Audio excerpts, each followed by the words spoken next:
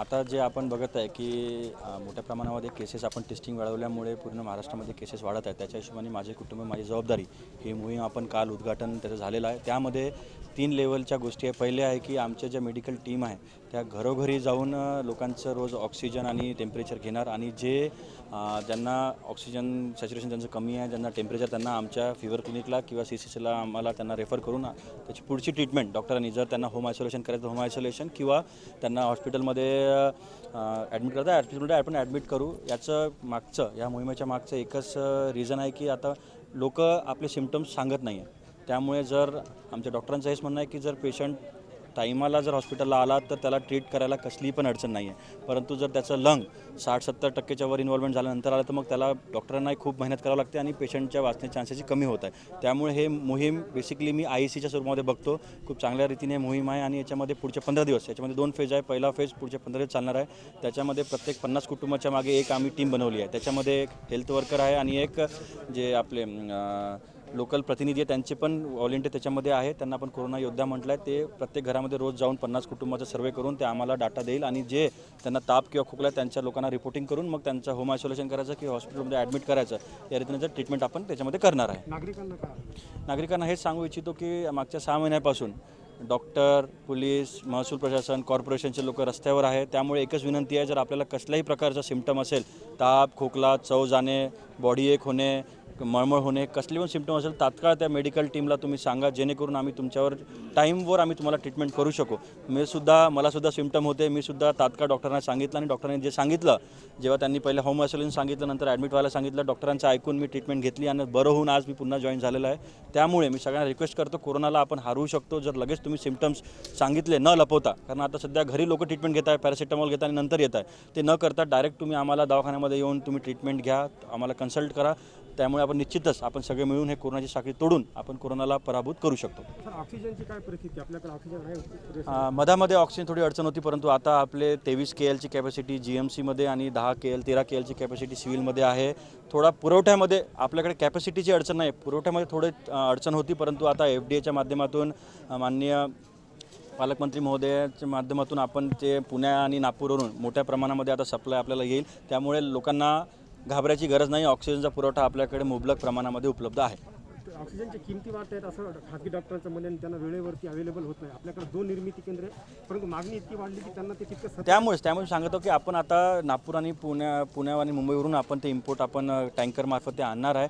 थोडंफार किमती वाढल्या असेल, परंतु अतोनात असे वाढल्या असे नाही आहे. 17 रुपये काहीतरी रेट आहे, थोडंफार 1-2 रुपये वाढला असेल, कारण शॉर्टेज असल्यामुळे आपल्याला माहिती आहे जेव्हा शॉर्टेज आहे तेव्हा थोडं किमती वाढते. परंतु FDAने याच्यावर रेग्युलेशन केलेलं आहे, त्यामुळे मोठ्या प्रमाणामध्ये किमती वाढणार नाही अशी कसलीही ही न्यूज चुकीची आहे. बरं सर, नांदेडमध्ये ऑक्सिजन निर्मितीसाठी काय उपाययोजना होणार किंवा आणखीन बेड वाढवण्यासाठी काय उपाय? बेड ऑलरेडी आपण वाढवले आहे. आज 80 बेड GMCमध्ये कार्यान्वित झालेले आहे आणि उद्या टँकर आला की आपले जे 125-200 बेड जे GMC सिव्हिल आहे ते पण सुरू होणार. सध्या आम्ही जम्बो सिलेंडरवर आम्ही पेशंटला ॲडमिट करतो. एक वेळा ते लिक्विड सिलेंडर आले की आपलं तेही सुरू होईल. त्यामुळे बेडची कमतरता आहे अशी बिलकुल नाही आहे. परंतु मी एक सांगू इच्छितो की आता होत काय आहे की ज्यांना घरी ट्रीटमेंट होते ते लोक बेड ऑक्युपाय करत आहेत. त्यामुळे मी नागरिकांना विनंती करतो की डॉक्टरांनी सांगितल्याप्रमाणे ट्रीटमेंट घ्या. मला ताप आला म्हणूनच मी ॲडमिट झालं पाहिजे असं नाही आहे. ज्यांना सिम्पटम्स नाही त्यांनी कृपया बेड ऑक्युपाय करू नये आणि मी डॉक्टरांनाही सांगतो की अशा लोकांना ॲडमिट करून घेऊ नका. त्यांना होम ट्रीटमेंट द्या किंवा आमच्या CCCला ॲडमिट करून आपण त्यांना ट्रीटमेंट देऊ शकतो. शेवटचा प्रश्न, व्हेंटिलेटरची काय अवस्था? व्हेंटिलेटर आहे? व्हेंटिलेटर मुबलक प्रमाणामध्ये 90-100 व्हेंटिलेटर आहे, परंतु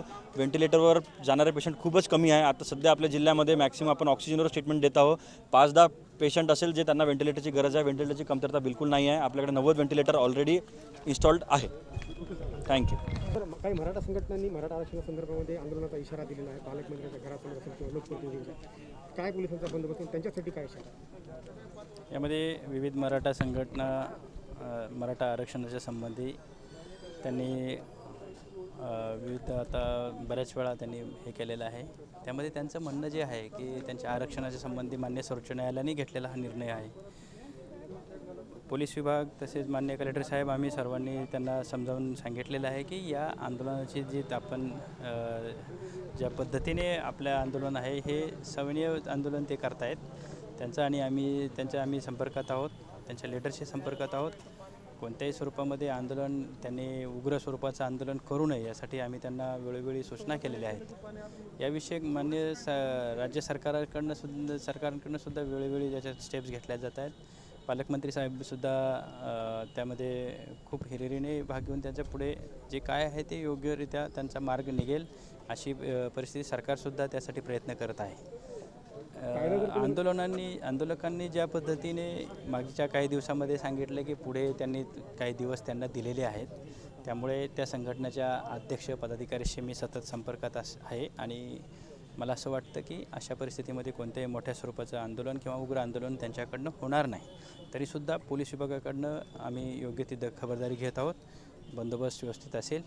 उद्या मराठवाडा मुक्ती दिन आहे. आपल्या सर्वांच्याच दृष्टीने हा दिवस अत्यंत महत्त्वाचा आहे आणि अशा दिवशी आपण हा एक उत्सव म्हणून ज्या दिवशी आपण पाहतो त्या दिवशी सर्व समाज बांधवांनी या ठिकाणी सहकार्य करणं अपेक्षित आहे.